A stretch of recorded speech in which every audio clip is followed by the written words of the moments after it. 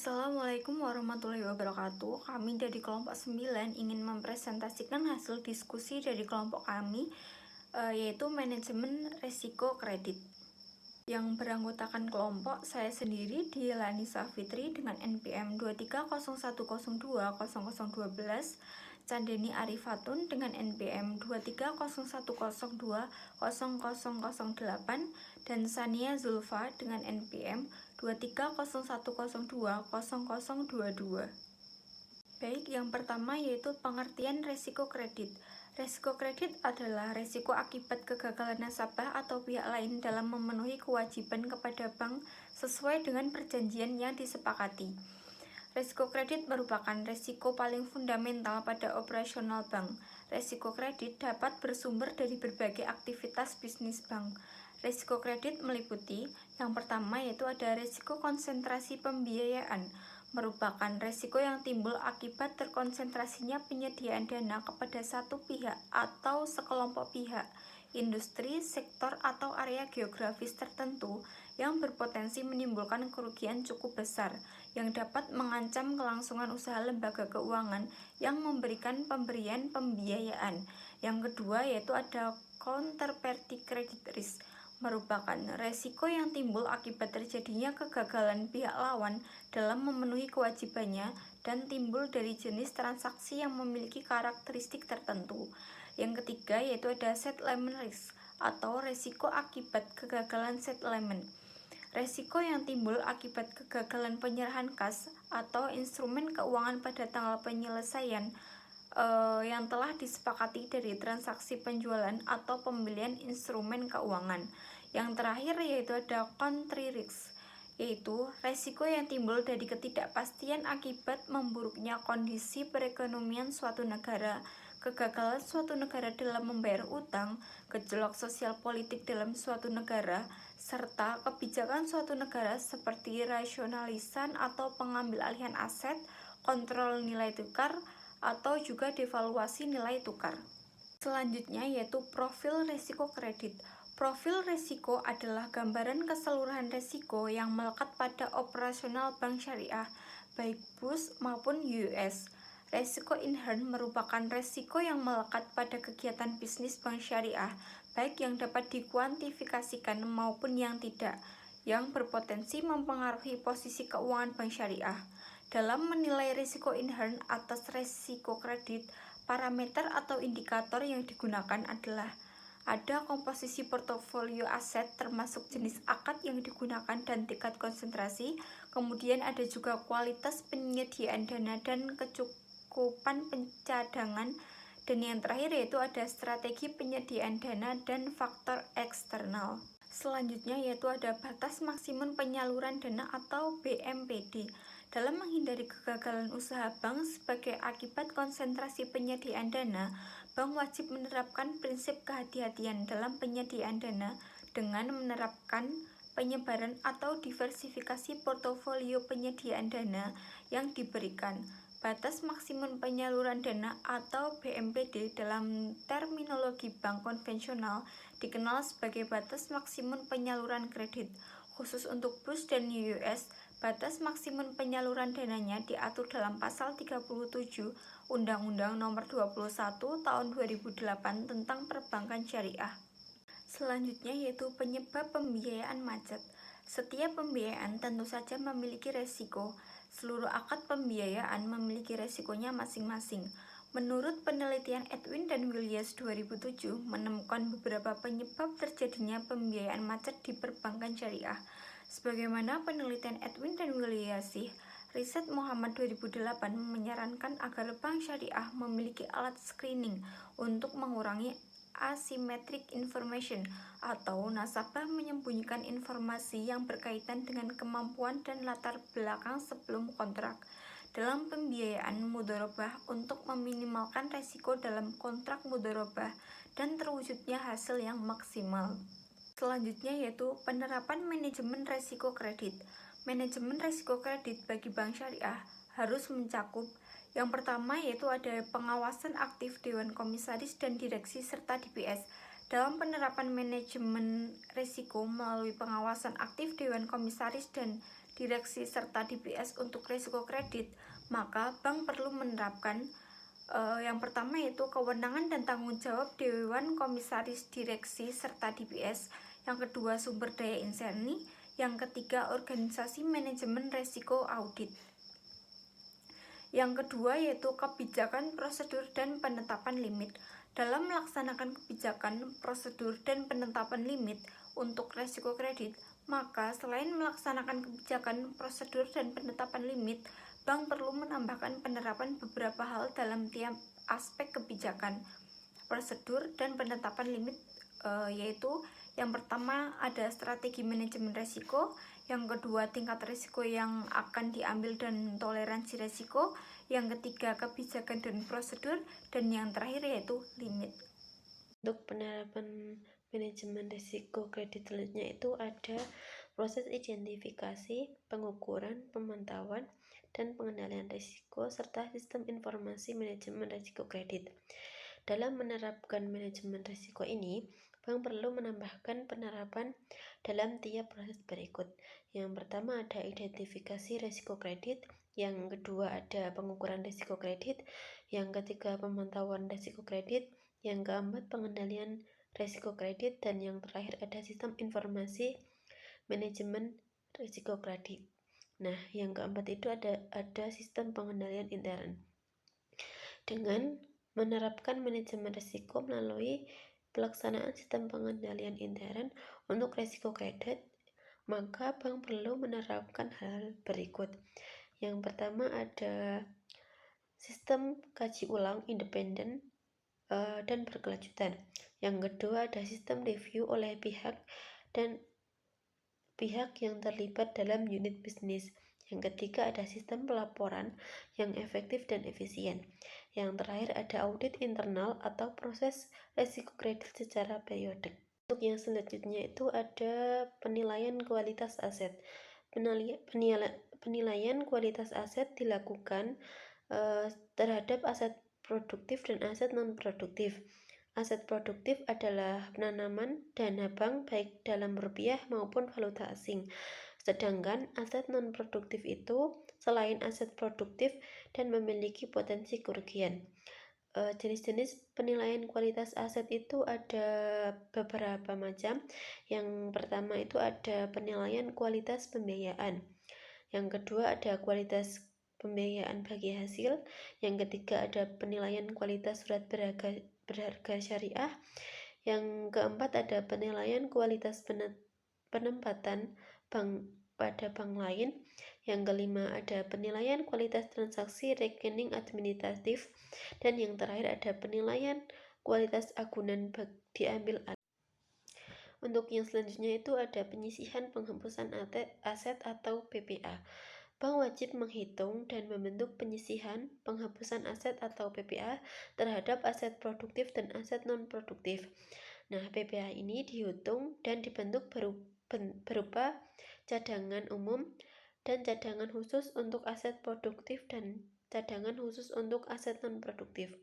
Dalam PPA wajib dibentuk yaitu cadangan umum yang ditetapkan paling rendah sebesar 1% dari seluruh aset produktif yang digolongkan secara lancar. Yang kedua ada pembentukan cadangan umum PPA tidak berlaku bagi fasilitas pembiayaan, SBIS, agunan tunai, dan pembiayaan ijaroh. Dan yang terakhir ada pembentukan cadangan khusus PPA yang ditetapkan.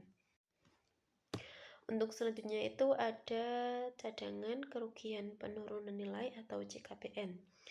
Nah, bank wajib menghitung dan membentuk CKPN sesuai dengan standar akuntansi keuangan yang berlaku.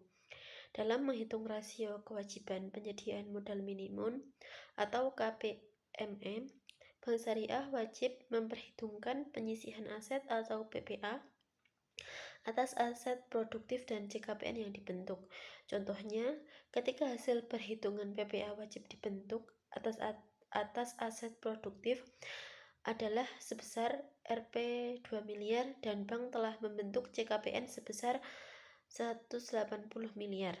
Maka selisih hasil perhitungan ini PPA dengan CKPN senilai 20 miliar menjadi pengurang modal dalam perhitungan rasio KPMM. Untuk selanjutnya itu ada mitigasi resiko audit.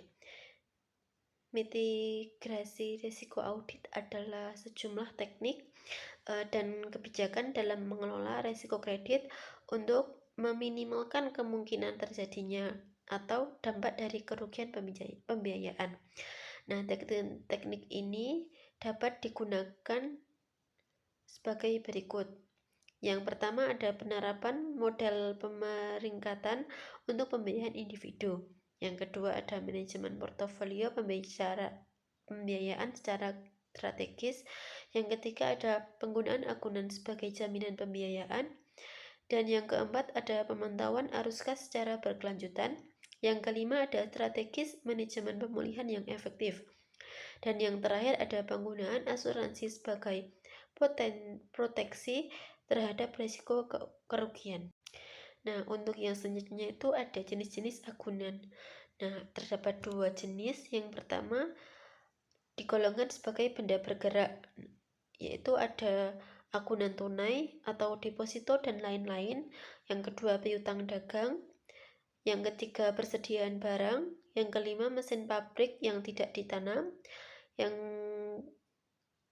selanjutnya ada kendaraan bermotor, dan yang terakhir ada kapal laut dengan berbobot kurang dari 20 meter kubik.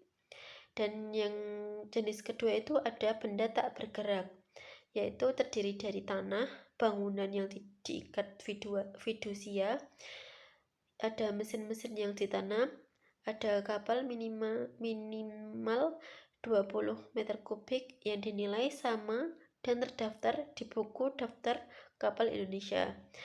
Selanjutnya ada pesawat terbang, dan yang terakhir ada hak milik rusun. Baik, kita lanjut ke slide selanjutnya. Ini kita akan membahas tentang teknik mitigasi risiko kredit, khususnya yang menggunakan agunan.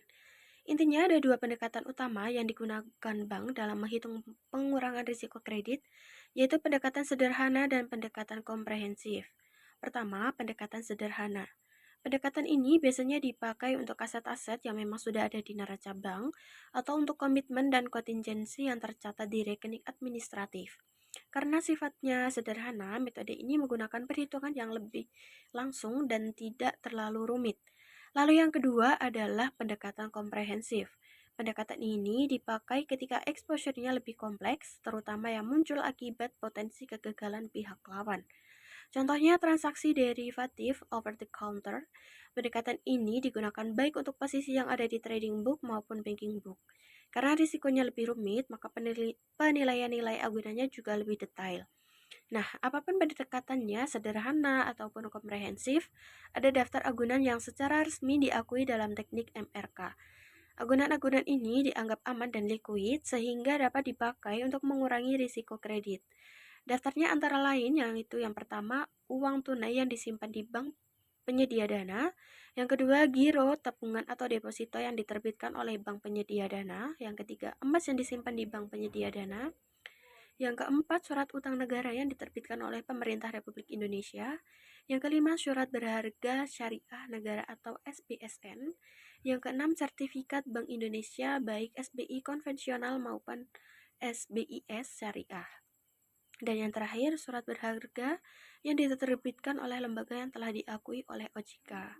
Jadi, secara ringkas, teknik mitigasi risiko kredit ini melalui agunan ini membantu bank mengurangi potensi kerugian apabila debitur gagal memenuhi kewajibannya dengan memanfaatkan aset-aset yang nilainya dianggap aman dan terukur.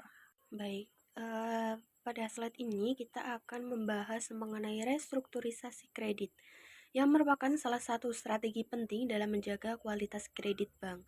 Seperti yang sudah dijelaskan sebelumnya, kredit adalah sumber utama pendapatan bagi bank, sekaligus menjadi modal bagi bank untuk melakukan ekspansi usaha. Karena perannya yang sangat sentral, pengelolaan kredit ini harus dilakukan dengan optimal agar potensi terjadinya kredit macet ini bisa ditekan sekecil mungkin. Nah, untuk mencegah risiko keuangan yang lebih besar, bank ini harus selalu menjaga kualitas kreditnya. Kualitas kredit yang baik ini bukan hanya penting bagi kesehatan bank, tetapi juga bagi stabilitas sistem keuangan secara keseluruhan.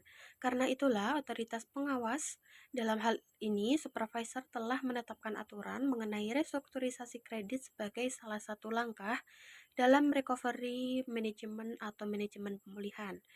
Lewat ketentuan tersebut, bank memiliki opsi untuk melakukan restrukturisasi bagi debitur yang sedang mengalami kesulitan membayar. Tujuannya adalah membantu nasabah agar tetap bisa menyelesaikan kewajibannya, sekaligus meminimalkan kerugian pada pihak bank.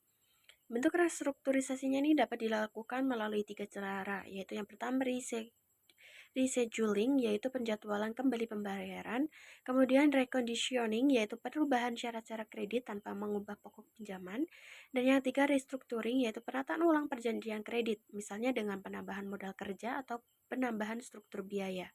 Dengan adanya opsi ini, diharapkan hubungan antara bank dan nasabah ini tetap terjaga, dan kredit yang tadinya berpotensi macet bisa kembali pulih serta memberikan manfaat bagi kedua belah pihak. Pada slide ini, kita akan membahas tentang sistem informasi manajemen risiko kredit atau yang sering disebut sebagai Credit Risk Management Information System. Sistem ini memegang peranan penting karena menjadi sumber data utama bagi bank dalam memantau dan mengendalikan risiko kredit. Pertama-tama, sebuah sistem informasi manajemen risiko kredit yang baik harus mampu menyediakan data yang akurat, lengkap, informatif, tepat waktu, dan dapat diandalkan. Data ini mencakup berbagai hal yang sangat penting seperti total exposure kredit dari masing-masing peminjam, pihak lawan transaksi, hingga gambaran portofolio kredit secara keseluruhan. Selain itu, sistem ini juga harus dapat menghasilkan laporan pengecualian terkait limit risiko kredit. Laporan inilah yang nantinya akan digunakan oleh direksi untuk melihat apakah ada potensi konsentrasi risiko kredit. Misalnya, ketika terlalu banyak kredit diberikan pada sektor atau debitur tertentu. Selanjutnya, sistem ini juga sangat terkait dengan fungsi audit internal. Audit internal dilakukan secara berkala untuk memastikan bahwa seluruh proses kredit berjalan sesuai aturan. Beberapa hal yang dicek di antara lain yaitu yang pertama, kesesuaian aktivitas penyediaan dana dengan kebijakan dan prosedur yang sudah ditetapkan. Artinya, apakah proses pemberian kredit ini sudah sesuai standar yang berlaku atau belum? Kemudian yang kedua, otorisasi kredit. Apakah seluruh persetujuan telah diberikan oleh pihak yang berwenang dan masih berada dalam batas panduan yang sudah disepakati? Yang ketiga, pelaporan kualitas kredit dan portofolio. Apakah informasi mengenai kondisi kredit individu maupun portofolio secara keseluruhan telah disampaikan kepada direksi secara akurat? Dan yang terakhir, audit juga bertujuan untuk menemukan kelemahan dalam proses manajemen risiko kredit, termasuk apakah ada pengecualian terhadap kebijakan, prosedur, ataupun limit yang seharusnya dipatuhi. Melalui kombinasi antara sistem informasi yang kuat dan audit internal yang konsisten, bank dapat memastikan bahwa risiko kredit selalu berada dalam kendali, sehingga potensi kerugian bisa ditekan sedini mungkin. Pada bagian ini, kita masuk ke sebuah studi kasus untuk melihat bagaimana konsep manajemen risiko kredit ini diterapkan dalam situasi nyata. Dalam kasus ini, PT Bank Raffina memberikan kredit konsumsi untuk kepemilikan rumah tinggal di Pekanbaru dengan plafon sebesar 100 juta rupiah. Kredit ini diberikan kepada seorang nasabah perorangan bernama Tuan Dr. Zaki Majid, MBA, dan seluruh proses pemberian kredit telah memenuhi ketentuan OJK. Agunan yang digunakan adalah rumah tinggal yang diikat dengan hak tanggungan, dan bank juga telah memiliki sistem serta prosedur yang memadai untuk melakukan penilaian dan pemantauan nilai agunan secara berkala. Penilaian agunan dilakukan oleh penilai internal bank dan rasio kredit terhadap nilai agunan atau LTV sebesar 90% yang masih berada di bawah batas minimum yang ditetapkan OJK. Selain itu, modal yang dimiliki Bank Raffina saat ini adalah 10 juta rupiah. Dengan kondisi tersebut, di kasus ini mengajukan 3 pertanyaan penting. Yang pertama, bagaimana menghitung aset tertimbang menurut risiko atau ATMR untuk kredit tersebut sesuai ketentuan OJK? Kedua, berapa besar modal minimum yang harus disediakan bank apabila rasio kecukupan modal atau capital adequacy ratio yang digunakan adalah 8%. Dan yang ketiga, apakah modal Bank Rafina yang tersedia saat ini masih memenuhi ketentuan kecukupan modal minimum tersebut? Melalui studi kasus ini, kita dapat memahami bagaimana proses analisis risiko kredit ini dilakukan, mulai dari pengakuan agunan, penentuan bobot risiko, hingga melihat apakah kondisi pemodalan bank tetap berada pada level yang sehat sesuai ketentuan regulator. Baik, pada slide ini kita mulai membahas hasil perhitungan dari studi kasus yang ada di slide sebelumnya. Pembahasannya ini akan dimulai dari perhitungan ATMR, kemudian berlanjut ke perhitungan regulatory capital, dan terakhir mengevaluasi apakah modal bank sudah memenuhi ketentuan KPMM. Yang pertama, perhitungan ATMR. Kredit yang diberikan Bank Rafina termasuk kategori kredit pragun rumah tinggal yang menurut regulasi OJK ini menggunakan bobot risiko sebesar 35%. Rumus yang akan digunakan adalah ATMR sama dengan tagihan bersih dikalikan dengan bobot risiko. Dengan tagihan sebesar 100 juta rupiah dan bobot risiko sebesar 35%, maka perhitungannya adalah ATMR sama dengan 100 juta rupiah dikalikan dengan 35%, yaitu hasilnya 35 juta rupiah. Yang selanjutnya kita masuk ke perhitungan regulatory capital atau modal minimum yang harus disediakan bank. Rumus yang akan digunakan adalah regulatory capital sama dengan rasio kecukupan modal dikalikan dengan ATMR. Nah, di sini digunakan rasio kecukupan modal sebesar 8% sehingga regulatory capital sama dengan 8% dikalikan dengan 35 juta rupiah, yaitu hasilnya 2,8 juta. Yang di sini artinya bank ini wajib menyediakan modal minimum sebesar 2.800.000 untuk menutup risiko kredit tersebut. Kemudian kita bandingkan kebutuhan modal tersebut dengan modal yang dimiliki bank saat ini, yaitu 10 juta rupiah. Jika kita lihat kebutuhan modal hanya 2,8 juta rupiah, sementara modal yang tersedia mencapai 10 juta rupiah.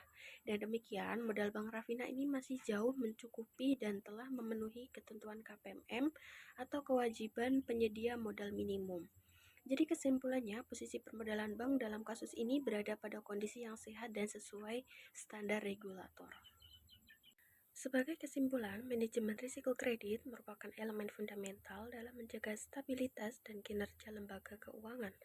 Melalui proses identifikasi, pengukuran, pemantauan, dan pengendalian yang sistematis, potensi kredit bermasalah dapat diminimalkan sehingga kualitas portofolio kredit tetap terjaga. Penerapan prinsip kehati-hatian didukung oleh kebijakan internal yang kuat dan teknologi informasi yang memadai menjadi kunci efektivitas pengelolaan risiko. Dengan demikian, manajemen risiko kredit yang terstruktur tidak hanya memperkuat ketahanan lembaga keuangan, tetapi juga meningkatkan kepercayaan para pemangku kepentingan.